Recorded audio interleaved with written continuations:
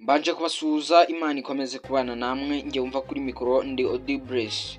Uyu munsi uribaza ngo twabateguriye iki? Uyu munsi twabateguriye top 10 ya couple zikunzwe hano iwacu mu Rwanda. Reka tubive umuzingo.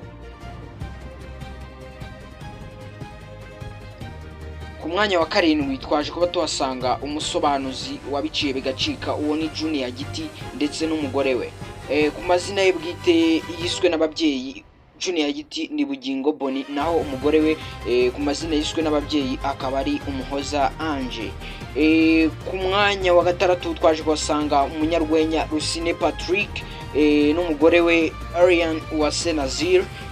Uyu nguyu Rusine Patrick akaba yaramamaye mu bintu bigendanye n'urwenya cyane, ndetse akaba ari n'umunyamakuru w'igitangazamakuru kuri ubu ngubu Kiss FM.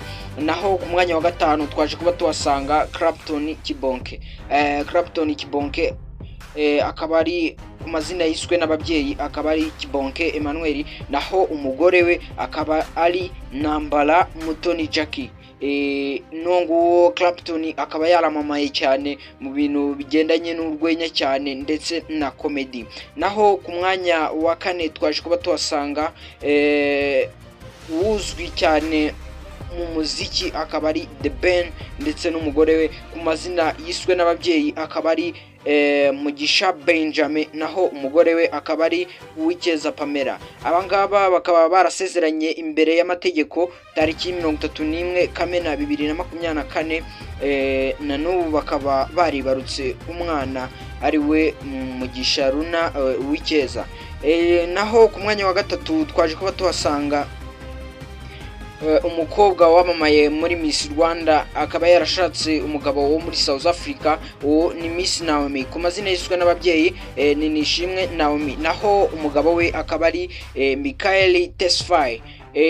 Ku mwanya wa kabiri twaje kuba tuhasanga uwo bita Aga Promoter ndetse na Miki. Ku mazina biswe n'ababyeyi Aga Promoter yitwa Agira Neza Pacifique, naho umugore we Miki wamamaye muri industry ya cinema akaba yitwa Mukobwa Jana Asifiwe. Naho ku mwanya wa mbere twaje kuba tuhasanga Kizigenza wibanza akanikurikira, uwo ni Irenge Christian ndetse n'umugore we Linda Priya wamamaye muri Miss Rwanda.